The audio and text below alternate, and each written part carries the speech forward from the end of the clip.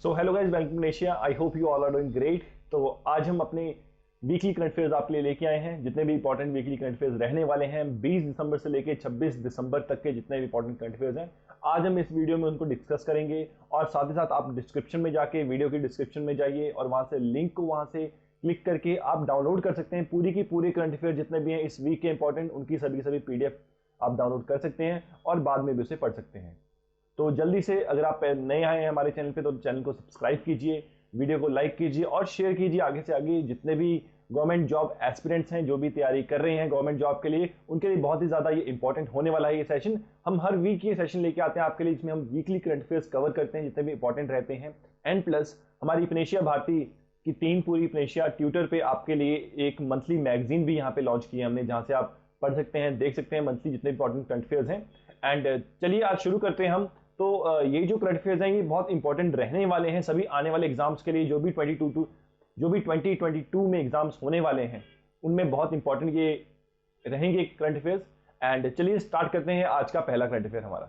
So recently OP Jindal global university won digital innovation of the year award. So OP Jindal university ने यहाँ पे win किया है the digital innovation of the year award. So OP Jindal university, जिसको हम JGU भी कहते हैं, has won the digital innovation of the year award in the prestigious Times Higher Education, the Asia Award 2021 for creating a free cloud-based application to help schools and university manage data।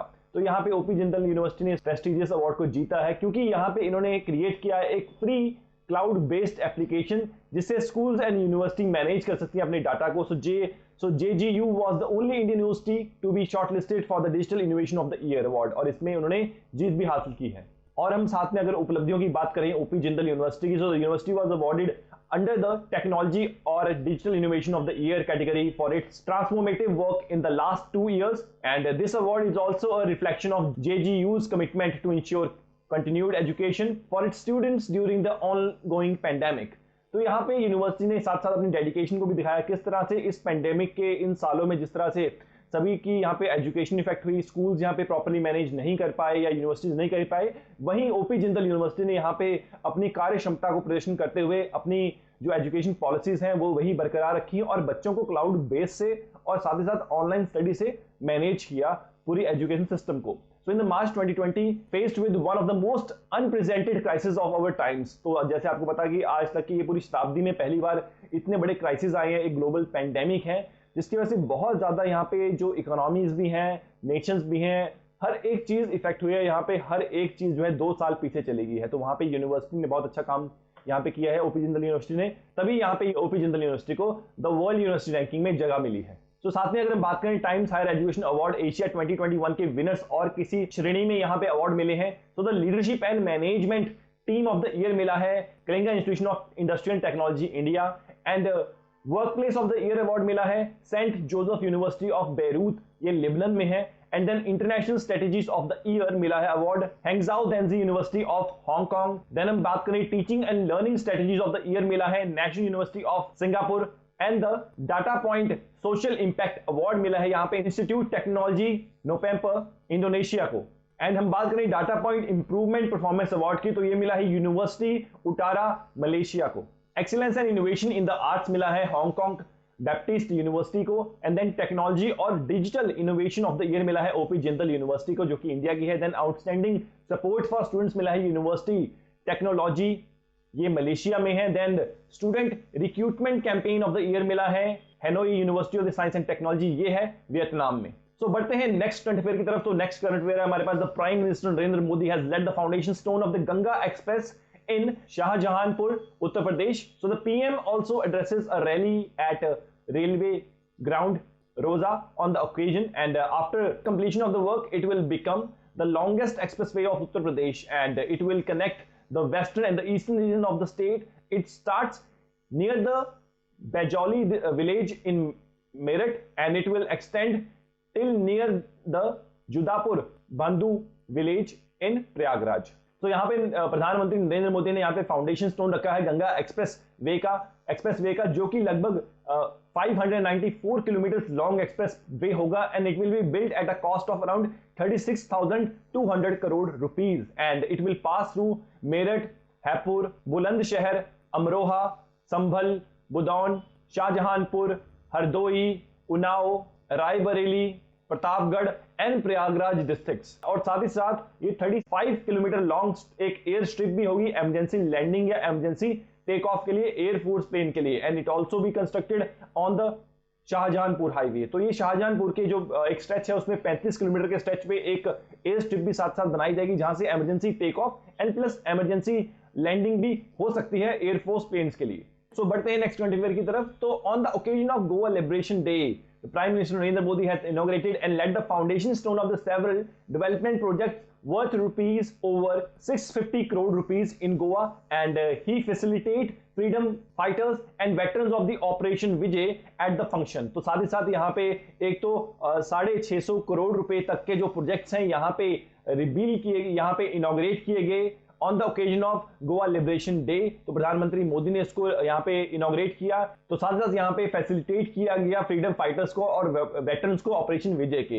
And he also appreciated chief minister Pramod Sawant for keeping the pace of development up in the state. So हम development के project की बात करें तो यहाँ पे redevelopment करवाई जाएगी Aguada fort of jail museum at a cost of 28 crore. जो अगोड़ा फोर्ट है एक जेल म्यूजियम है, उसको यहाँ पे रीडेवलप किया जाएगा। A super speciality block at the Goa Medical College and the hospital, which has been constructed at a cost of rupees 380 crores also, and a new South Goa District Hospital built at a cost of around 220 crores। यहाँ पे उसको भी यहाँ पे project को यहाँ पे reveal किया गया। And plus the aviation skill development center at the upcoming Mopa airport built at a cost of rupees around 8.5 crores। so ये जो प्रोजेक्ट्स हैं यहाँ पे उनको रिवील किया गया। और साथ साथ हम बात करें गोवा की, तो गोवा की कैपिटल है पणजी एंड गोवा के जो सीएम है that is Pramod Sawant. So moving forward to the next current affairs. So the total number of beneficiaries under the center's financial inclusion scheme Pradhan Mantri Jan Dhan Yojana has crossed 44 crore mark, and the total number of accounts open under Pradhan Mantri Jan Dhan Yojana stood at 44.05 crores with a total balance of 147,812 crores on December 8। तो यहाँ पे प्रधानमंत्री जन धन योजना ने जो अपना ये इस योजना के अंतर्गत जो बैंक अकाउंट खोले गए थे उनका जो उन्होंने मार्क अचीव किया 44 करोड़ का। सो टोटल जो प्रधानमंत्री जनधन योजना के अंतर्गत जो बैंक अकाउंट्स खोले गए थे उन्होंने 44 करोड़ का मार्क क्रॉस कर लिया है। अब जो टोटल जो अकाउंट्स हैं 44.05 करोड़ हो चुके हैं। एंड इसमें लगभग अकाउंट जो अमाउंट है इनमें जो बैलेंस है अमाउंट का वो है लगभग 147,812 करोड़, और ये दिसंबर 8 का है। And Uttar Pradesh topped the list with the highest number of accounts followed by Bihar. And since its launch in 2014 the scheme has been steadily expanding its base। तो यहाँ पे जब से 2014 से एक स्कीम को इंप्लीमेंट किया गया था तब से ये स्कीम लगातार अपने आप को एक्सपेंड कर रही है। तो अगर हम बात करें प्रधानमंत्री जनधन योजना की, तो इसको लॉन्च किया गया था 28 अगस्त 2014 में with an aim to provide universal access to the banking facility to the people in the country. And according to the Reserve Bank of India's guideline saving and the current account will be classified as dormant if there are no transaction in the account for 2 years। तो यहाँ पे इसको 28 अगस्त 2014 में इस योजना को यहाँ पे इनॉग्रेट किया गया था, लॉन्च किया गया था, ताकि सभी लोगों तक ये बैंकिंग फैसिलिटीज को पहुंचाया जा सके और साथ में डायरेक्ट बेनिफिट ट्रांसफर भी किया जा सके सरकार के द्वारा। So the average balance in Jan Dhan Yojana how was an amount of 2700 crore bank. So moving forward, so हम बात करें गोवा के लिबरेशन डे की। So it is observed on 19 of December every year in India, and it marks the day Indian arm forces freed Goa in 1961 following 450 years of Portuguese rule। तो हम 19 दिसंबर को मनाते हैं गोवा लिबरेशन डे। इस दिन इंडियन आर्म फोर्सेस ने गोवा को आजाद करवा लिया था पुर्तगीज से। तो 1961 को ये ऑपरेशन यहाँ पे चलाया गया और जिससे 450 साल पुराना जो पुर्तगीज का राज है उसको खत्म किया गया और गोवा को लिबरेट करवाया गया। So the year 2021 marks at the 60th year of Goa's independence, and Goa Liberation Day is marked by an abundance of events and festivals in the Goa through the time because of the pandemic. The celebration are expected to be muted। So moving forward, हम बात करें गोवा की liberation day के बारे में, Portuguese के बारे में। So the Portuguese colonized several parts of India in 1510, but by the end of the 19th century, Portuguese colonies in India were limited to Goa only, Daman, Diu, Dadra, Nagar Haveli, and Anjadiva Island। And the Goa liberation movement sought to end Portuguese colonial rule in Goa started off with a small scale revolts। And ये बहुत ही धीरे धीरे ये start हुई। सो 1510 में Portuguese ने पहली बार यहाँ पे अपनी कॉलोनी बसाई थी, पर 19th सेंचुरी के अंत तक आते आते पुर्तगीज की जो कॉलोनीज थी वो बहुत ही ज्यादा श्रिंक होकर कम रह गई थी। इनके पास रह गया था गोवा, दमन एंड दीव, दादरा नगर हवेली एंड ये पोर्शन जो है। एंड बाद में गोवा को भी यहाँ पे रिलीज करवा लिया गया। On August 15, 1947 when India gained the independence, Goa was still under the Portuguese rule and the Portuguese refused to give up their hold over Goa and other Indian territories, and following married on unsuccessful negotiation and diplomatic efforts with the Portuguese, the former Prime Minister of India Jawaharlal Nehru decided that military intervention was the only option। तो यहाँ पे इनके साथ समझौते भी किए गए बहुत ज्यादा। तो यहाँ पे इंडिया की फ्रीडम के बाद, इंडिया को जैसे इंडिपेंडेंस मिलेगी, यहाँ पे पुर्तगीज गोवा को नहीं छोड़ेंगे और सरकार ने यहाँ पे बहुत कोशिशें की ताकि किसी कंसोलिडेशन पे या नेगोशिएशन पे आया जाए, बट यहाँ पे ये सभी जो जितनी भी कोशिश ही ये सभी नाकाम रहेंगी। और एट द एंड प्रधानमंत्री जो उस टाइम के हमारे जवाहरलाल नेहरू हैं वो यहाँ पे डिसाइड करेंगे कि हम एक मिलिट्री ऑपरेशन को यहाँ पे करें, और मिलिट्री ऑपरेशन के अंतर्गत यहाँ पे मिलिट्री इंटरवेंशन होगी गोवा में और गोवा को यहाँ से लिबरेट करवाया जाएगा पुर्तगीज से। And 36 hours military operation conducted from December 18, 1961 was codename Operation Vijay and meaning Operation Vijay, and involving attack by the Indian Navy, Indian Air Force and Indian Army. So moving forward to the next state news. So Haryana's Minister of State for Sports and the Youth Affairs, Sandeep Singh, launches Khel Nursery Scheme 2022-23 to promote sports in the state. So the players of Haryana has given a new identity to the state as the international level with their sports talent, and the state government is always striving to develop new sports talent in the state. So जो हरियाणा के sports minister हैं, youth affair minister हैं, संदीप सिंह ने यहाँ पे launch किया है खेल नर्सरी स्कीम 2022-23, और जहां की आपको पता ही है कि इंटरनेशनल लेवल पे हरियाणा के जो प्लेयर्स हैं बहुत ज्यादा यहाँ पे इंडिया का जो नाम है उसको रोशन करते हैं। तो और टैलेंट जो है हरियाणा से उसको और निखारने के लिए यहाँ पे स्कीम को लाया गया है सरकार के द्वारा। So ultimately the scheme promote sports nurseries that will be started in government, private education institute and private sports institutes. So the sports nurseries are being opened for the sports included in Olympic, Asian and Commonwealth games.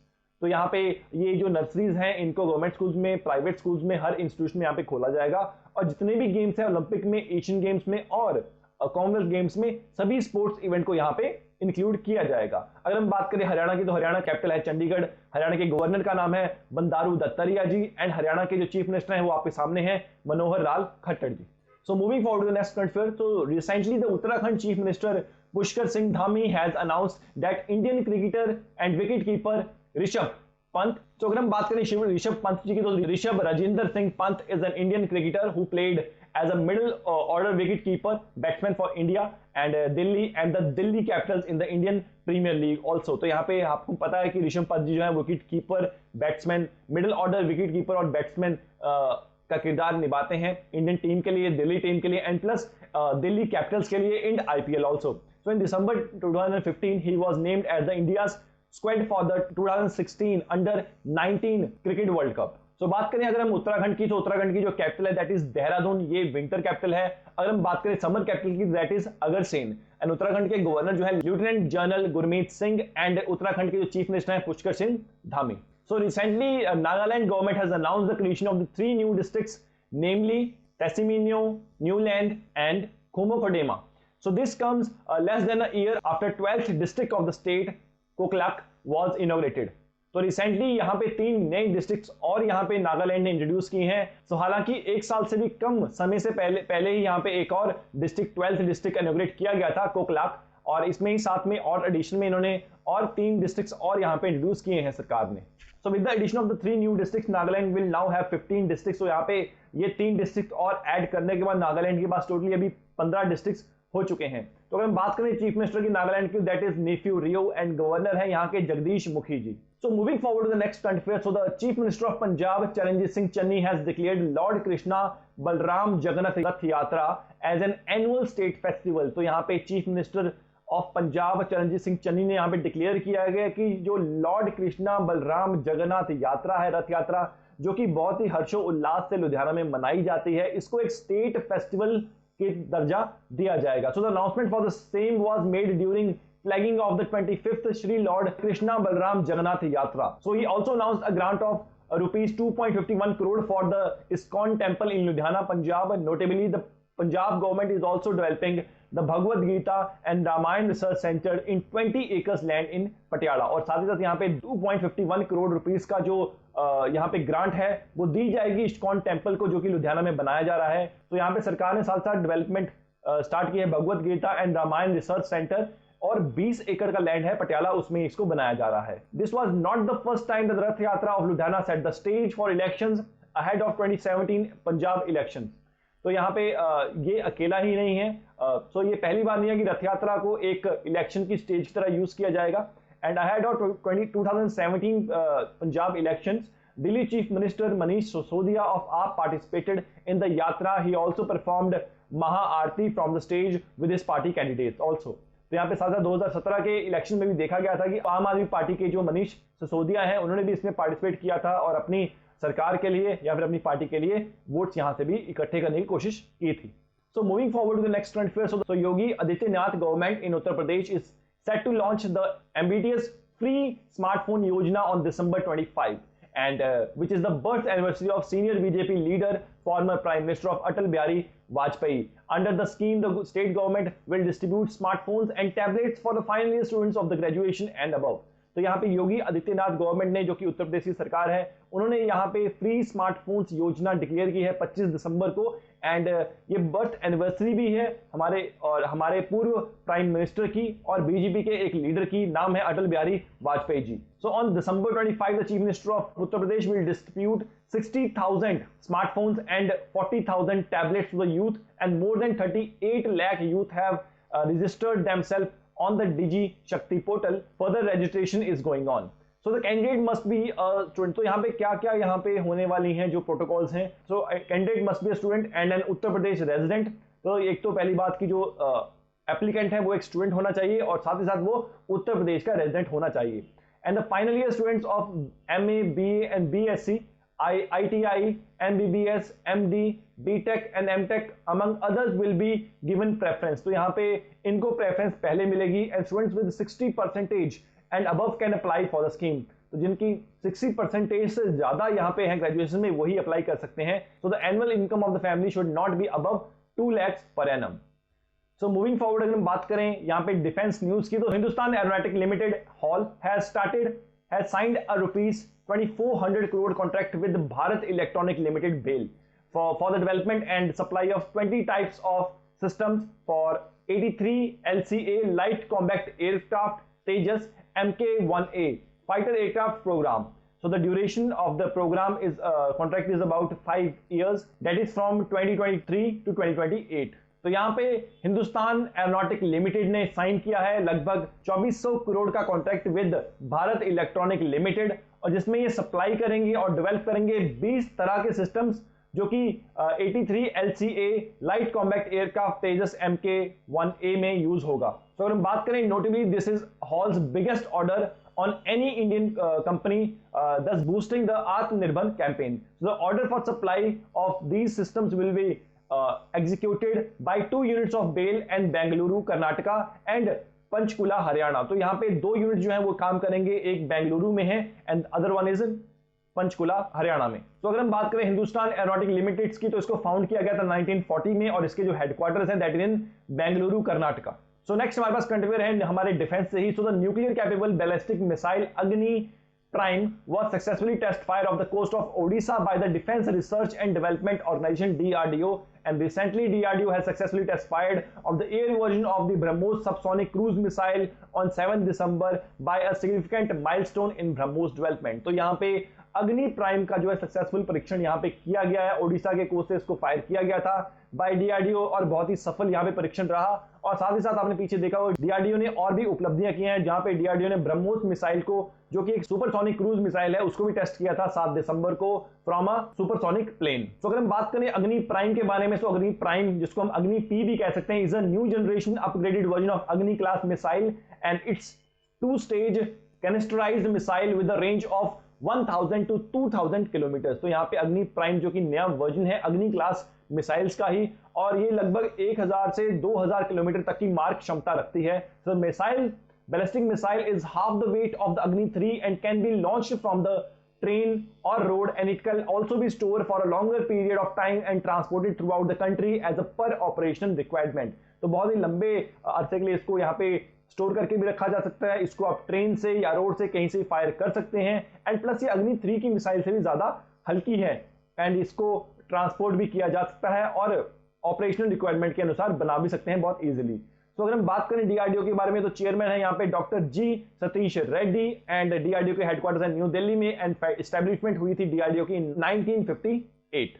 So recently एक और यहाँ पे हमने milestone achieve किया है। So Indian successfully conducted the maiden 5 test of the indigenous developed surface to surface missile Pralay. तो इसका नाम है Pralay missile of the Orissa coast. इसको यहाँ पे फायर किया गया टेस्ट बाय। तो सॉलिड फ्यूल है इसमें।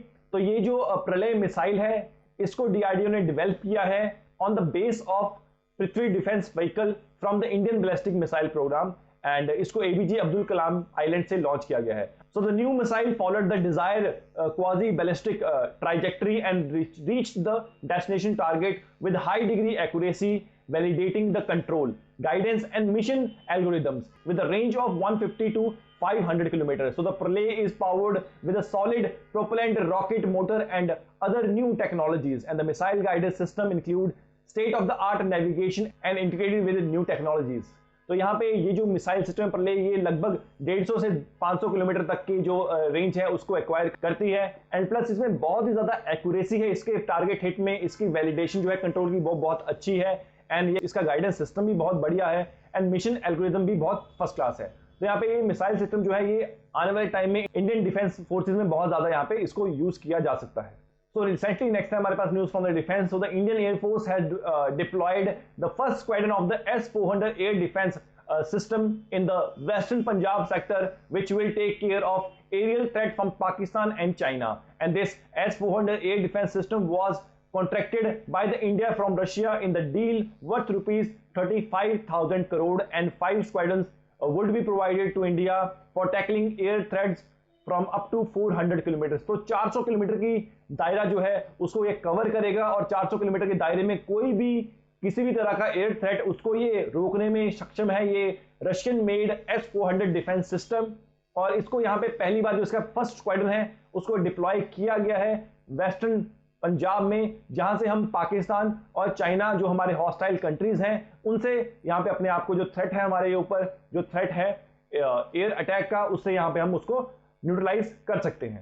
So this S-400 defense missile system, the surface to air missile system, would be gives India an edge in South Asia skies as they would be able to take out enemy aircraft and cruise missiles for around 400 kilometer distance। तो यहाँ पे हमको जिस तरह से हमने पहले बात की कि साउथ एशिया रीजन में हम यहाँ पे बेहतर हमला जो स्काई सिस्टम हमारा जो प्रोटेक्शन शील्ड है जो एयर डिफेंस है वो बहुत बढ़िया है इंडिया का यहाँ पे होने वाला है। और 400 किलोमीटर के दायरे में कोई भी enemy aircraft and plus enemy cruise missiles उसको हम यहाँ पे हिट कर सकते हैं। तो this S-400 tramp air defence system is equipped with 4 different missiles which can engage enemy aircraft, ballistic missile and AWACS planes at 250 kilometers and the medium range 220 kilometer and short distance also। तो ये हर एक range 400 से लेकर नीचे तक जितनी भी range है उनको यहाँ पे कवर अप कर सकता है, उनको रोक सकता है मिसाइल्स को यहाँ पे। तो moving forward to the next trend, फिर तो बात करें यहाँ पे हम रैंकिंग एंड रिपोर्ट की, तो spam call rates India has spiked again with the country moving up in global ranking from 9th position to 4th position owing to a significant in scales and telemarketing calls in 2021 according to the latest insight by the caller ID spam detection and blocking company Truecaller. The top 3 countries in the world with maximum spam based calls were Brazil, Peru, Ukraine and 4th rank में यहाँ पे India। So the interestingly the US dropped from 2nd position to 20th position in 2021। तो 2020 में US second position पे था और 2021 में US यहाँ पे 20th रैंक पे रहा ओइंग द स्ट्रिजेंट गवर्नमेंट रेगुलेशन। तो यहाँ पे इंडिया जो है यहाँ पे स्पैम कॉल की रेटिंग में इंडिया पहले 9th रैंक पे था वर्ल्ड लेवल पे, अब इंडिया जो है 4th रैंक पर आ चुका है। तो यहाँ पे बहुत ज्यादा स्पैम कॉल जो है रेट वो बड़ा है इंडिया में वर्ल्ड लेवल पे देखा जाए तो। साथ ही साथ इंडिया में अगर हम बात करें तो इंडिया से आगे भी जो कंट्रीज हैं उसमें सबसे पहले रैंक पे हैं, ब्राजील में सबसे ज्यादा फेक कॉल्स आती हैं एंड देन पेरू में एंड देन यूक्रेन में एंड देन इंडिया पे 4th रैंक पे। तो हालांकि यूएसए जो था वो सेकंड पोजीशन पे रहा था 2020 में, पर 2021 में यूएस को 20th रैंक मिला, क्योंकि यूएस की गवर्नमेंट ने बहुत ज्यादा यहाँ पे स्ट्रिक्ट रूल्स एंड रेगुलेशन यहाँ पे इंप्लीमेंट किए थे टेलीकम्युनिकेशन पे। So guys this was a very important current affairs from 20th of December to 26th of December. और आप इसकी फुल फ्लेज पीडीएफ जो है हमारे डिस्क्रिप्शन में, इसी वीडियो की डिस्क्रिप्शन यहाँ पे आप डाउनलोड कर सकते हैं, और हमारी फिनिशियर ट्विटर की वेबसाइट पे जाके आप जो मंथली मैगजीन्स हैं उनको भी यहाँ पे पढ़ सकते हैं। तो गाइज अगर आप तैयारी करें किसी भी इंपॉर्टेंट गवर्नमेंट एग्जाम की, तो आप हमारी वेबसाइट पे आके, तो आप हमारे यूट्यूब चैनल पे बहुत ही ज्यादा इंपॉर्टेंट एंड वैल्यूएबल कंटेंट जो है उसको पढ़ सकते हैं, लिख सकते हैं और अपनी तैयारी कर सकते हैं अपनी गवर्नमेंट जॉब्स की। तो guys this was all for this video, and मिलते हैं आपको नेक्स्ट वीडियो में।